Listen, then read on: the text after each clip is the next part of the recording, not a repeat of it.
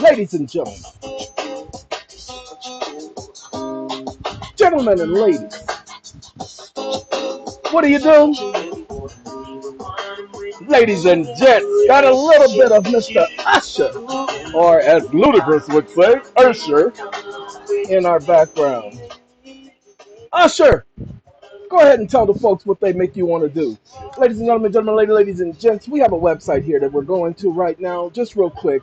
This website is called The Free Thought Project, freethoughtproject.com. I'm not advocating the site. What I am telling you is I like some of the articles that the site is posting. They say they're not afraid to post what everyone else is afraid to post. That's right. See, for instance, come on now. Now, see, this is an article from 2016 about the Pentagon losing your money. Okay, claiming they don't know where it is, even though they have accounting. They have accounting professionals at the Department of Defense. Okay, but they don't know where the money is because they paid these accountants, and these accountants ain't doing their job, and ain't nobody getting fired. Okay, you don't lose trillions of dollars and then keep the person on duty talking about, oh no, you just keep doing what you're doing. Man, you're doing all right. No, it don't work like that. All right, ladies and gentlemen. So what should I do? Shall I tell my baby bye-bye? Shall I know exactly how I feel inside? Shall I? I don't want to go. All right, ladies and gentlemen. Some of the articles on the side here. This is what got my attention. You see these right here? Larry Sharp, Cultural Divide, Solution to Police Violence and the State of the Economy.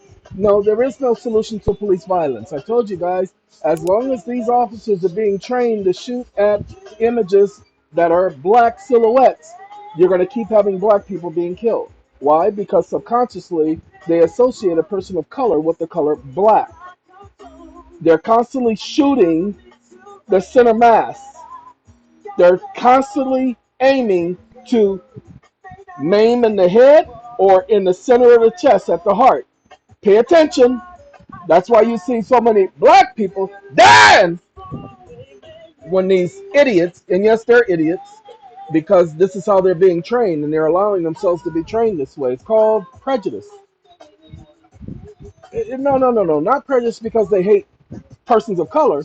No, prejudice in how the training is done. Okay. Oh, just so you guys know, it ain't just Usher. Okay, it ain't just Usher. Okay. All right.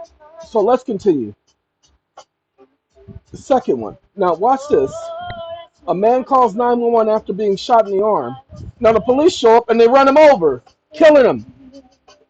Come on now, come on, people! You cannot make this stuff up. Okay? How does a police officer run over somebody who's dialing 911? You know he's still on the phone with the 911 operator because you know they don't want you to hang up. As much as you want to look, I gotta go. I ain't got time to be talking to you. I'm shot in the arm. What am I talking to you for? I gotta worry about this.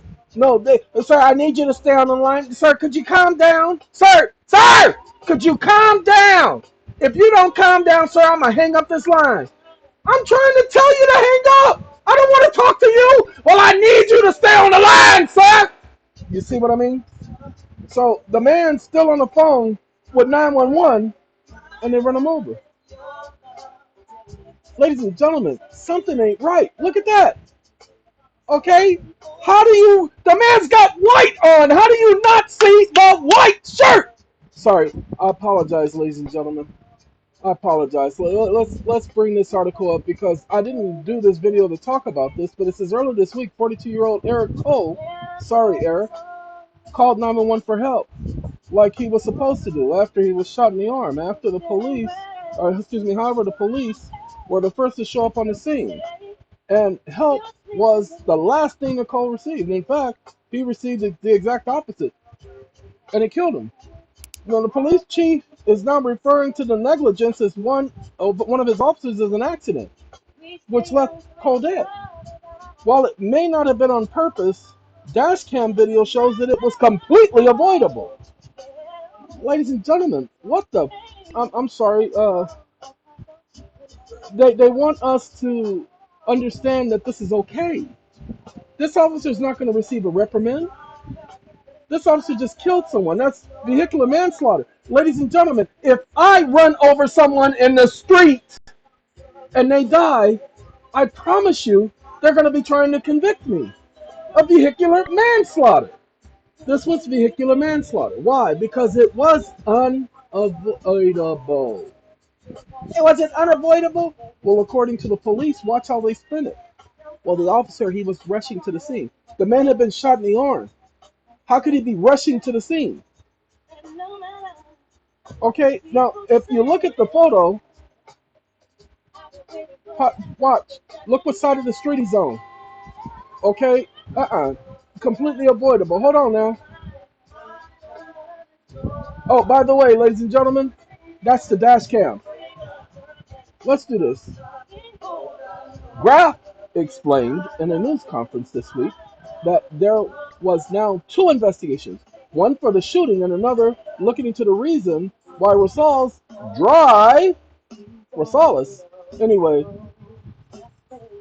or why Rosales drove his cruiser on top of a man who needed medical attention. He didn't drive his cruiser on top of the man, he ran the man over.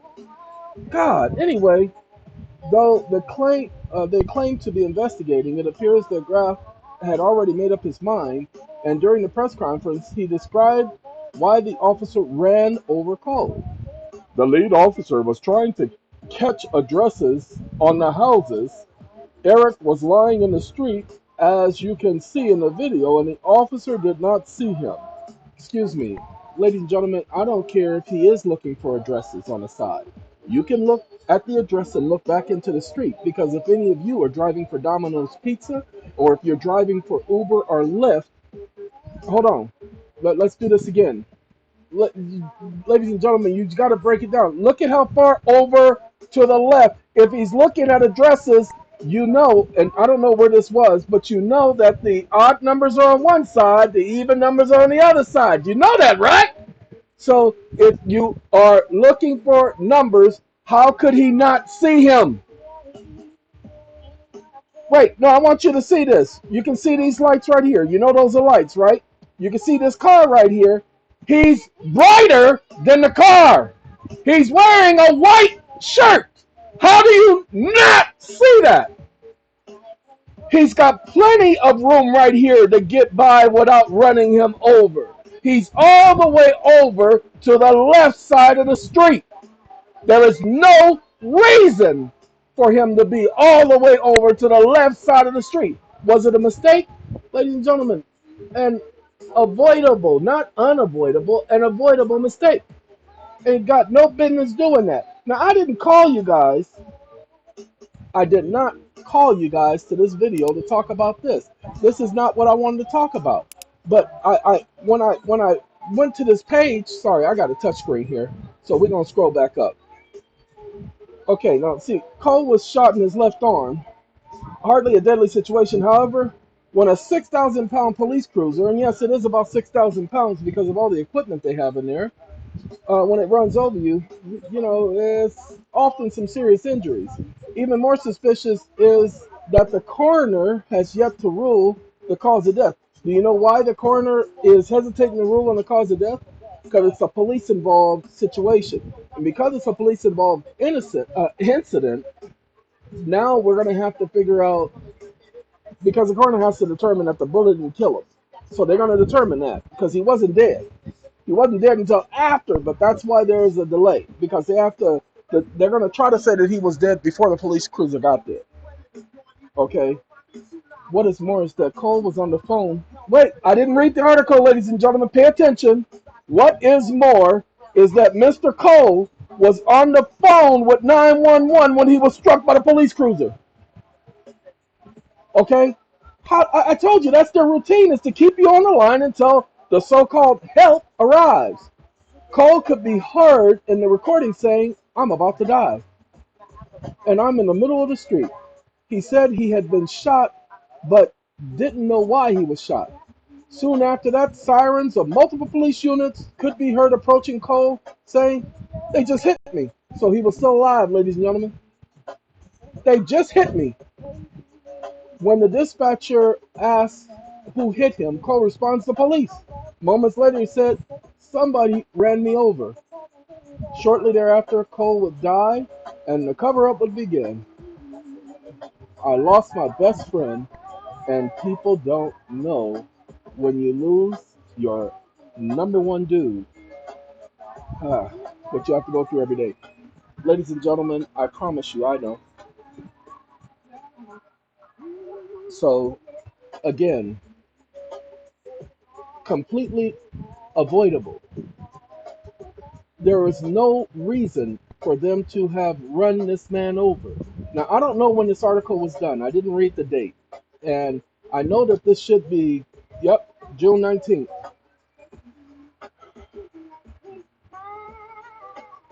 So, again, this website is the freethoughtproject.com. Now, you notice, I want you guys to see, they're not sliding the story. Yeah, of course, they're giving a different narrative than you would normally hear on the news, but they're not adding in anything. They're actually telling you what happened. They're telling you that there was a dash cam. They're telling you that he was on the phone with the police officer. They're telling you what the police said, and then they're literally saying, wait a minute, how is that? The same thing I was doing before I even finished the article. I told you that it's a 911 call. He is on the phone when he got hit. Go back and listen to this video. I did not read this article. You saw me click on the article. I had not gone over this before. I don't do videos that way. Well, sometimes I'll go over it in advance, but I didn't do that. I didn't even know what the date was, ladies and gentlemen. It says, cop knocks on man's door, kills his dog, and then kills the man for being angry. Okay? They knock on the man's door, kill his dog. You know what happens when you kill a man's dog. Okay? Sorry, ladies and gentlemen, I got to get up. There's a truck that drove by, and he drove by not once, but twice. Now, my road, it ain't that type of road. So I just had to get up and look to see because somebody looked like they interested in some things. And this truck is just a regular Chevy pickup truck, but he got my attention. Oh, that's what I do, y'all. I'm my own neighborhood watch. I watch my neighborhood, and I watch my neighbors too because I know what they're capable of. All right, ladies and gentlemen, in a extremely rare move, 3 cops charged with murder for executing a 16-year-old. They're charged with murder because they shot and killed a 16-year-old. Now look, he said it was fleeing, so I guarantee you he got shot in the back. Ladies and gentlemen, the reason why police officers are not supposed to be getting away with shooting someone in the back, pay attention, the reason why they're not supposed to be getting away with that is because a person who's being shot in the back is not posing a threat to the officer. So they can't use that the person was a threat to the safety of the officer. If he's running, I don't care if he's got a gun in his hand, if he's running, he's not a threat to the officer. That means he has his back turned to the officers. Imagine that, huh? All right. So, you know what I'm going to do? I'm going to do another video and talk about that. I would say, let's do, yeah, I want to do this one. I was going to do this one about the 16-year-old, but this is an incident that's already happened and the officer's being charged. Okay? The officers are being charged. That's publicity stunt. Nothing's going to happen to the officers. Yeah, some officers go to jail, like the officer who killed Epstein. Now, if you believe Epstein hung himself, then you need to go and share that junk with somebody else because you shouldn't be the only one having a good time being off in the space. Okay? There's no way in the world you're going to hang yourself and break the bones in your neck the way the bones were broken in Epstein's neck. Okay, they did not anticipate that. This is the young man, and that is dead now. Now, people will judge the man because he's not wearing a shirt. Because that's what people do. As frequent readers to the Free Thought Project know, cops kill dogs often. Cop kills so many dogs across the country that many of the shootings are caught on video, and we, the Free Thought Project, have reported on countless videos over the years. In all the videos in which a dog is shot, there is one underlying theme. The cop gets defensive and the dog's owners get angry and heartbroken. Yes, because nobody wants to see their dog die in front of them. Okay, that's a family member. That is somebody that they've taken care of. Notice this. In the following instance, in a scenario in which TFTP,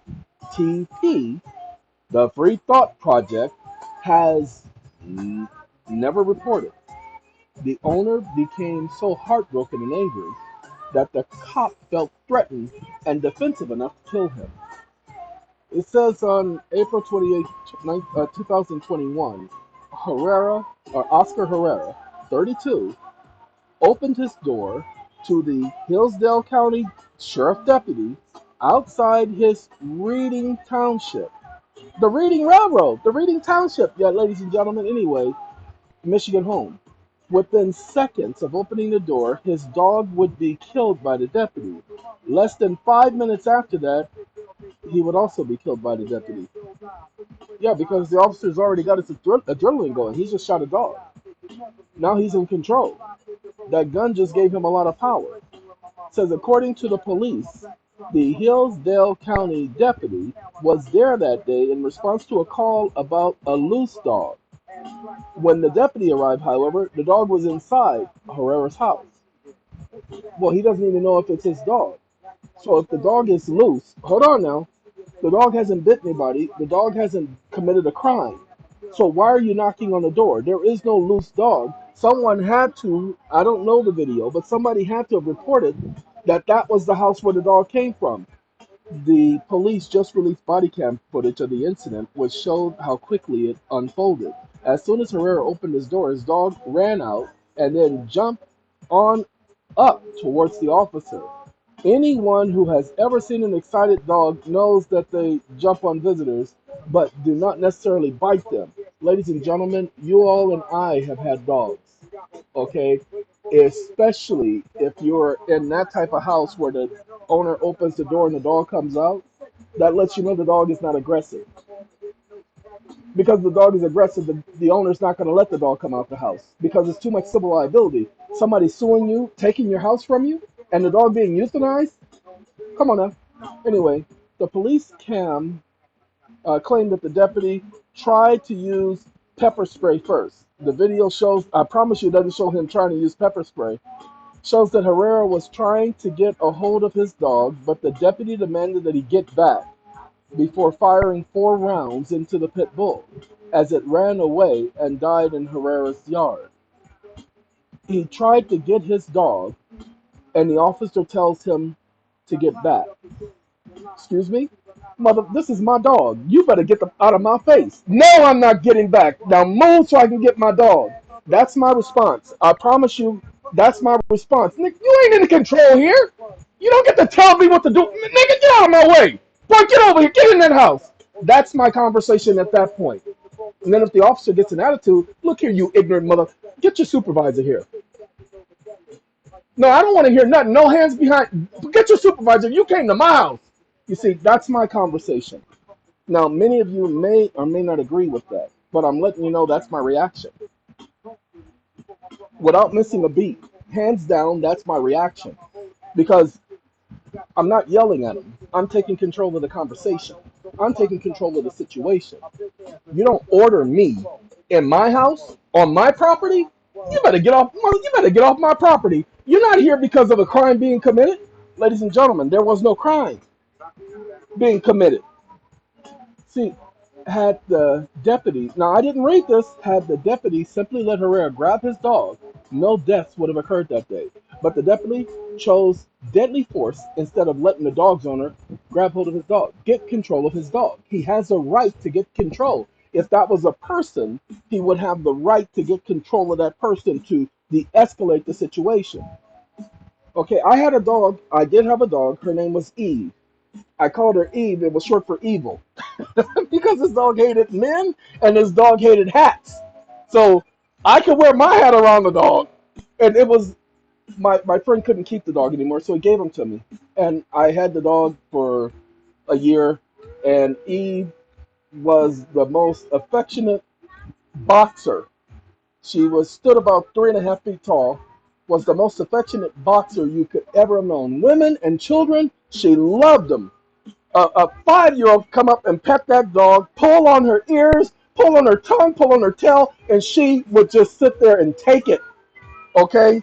But let a grown man come up and try to hit her or try to grab her or try to wear a hat in front of her in her face and watch she not go off on him. That's why I had to make sure that I kept her on the leash because she was evil. Anyway, that was Eve. Ladies and gentlemen, Eve was a big dog. And I used to let her off her leash in the park. She would never run up and jump on anybody because I want you all to understand. My dogs know that they were not allowed to jump up on anybody. The moment they did, even if somebody said it was okay, no, it is not okay because that's not how I train my dogs. Okay, not everybody has the same mentality. Okay, but let's go ahead and read this. Then, instead of immediately apologizing to the man whose dog he had just killed, the deputy escalated the situation by pulling out his taser and demanding that Herrera get on the ground. What the?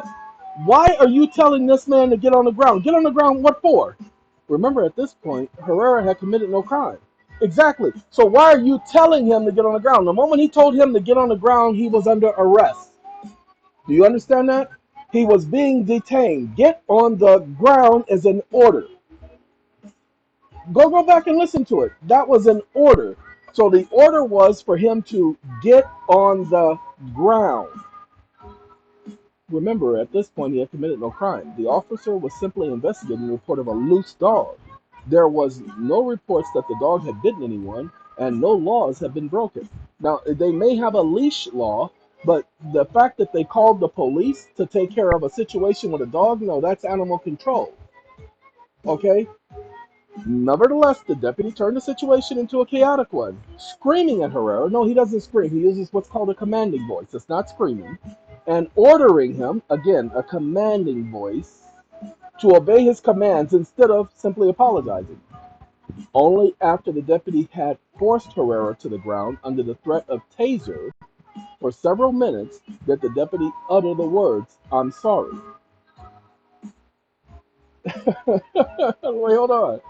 But it's too late. Herrera had been worked into a rage when the deputy killed his dog, and the deputy's subsequent reaction. Herrera then made a poor decision to pull out a knife and walk towards the deputy. Now, ladies and gentlemen, again, that part right there, now you're coming at an officer with a weapon.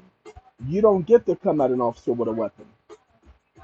Okay, but that's called someone who's not thinking. So I'm sorry, Herrera, that mistake cost him his life. But hold on, he has a knife. He's walking towards the deputy. The deputy should already have his taser out. He should have tased him. But you're going to see he didn't do that. He used deadly force.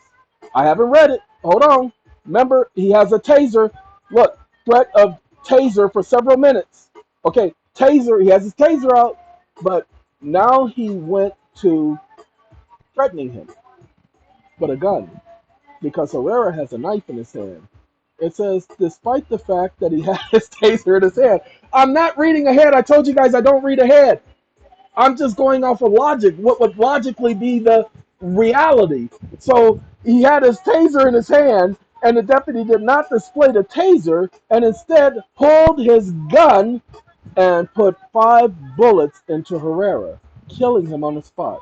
Naturally, the Hillsdale County Sheriff's Scott Hutshire is defending the use of the 2 times deadly force over a complaint about a loose dog, claiming that the officer had to make it home to his family that night. Ladies and gentlemen, that officer should never have been called, should never have shown up for a loose dog unless that dog was threatening someone.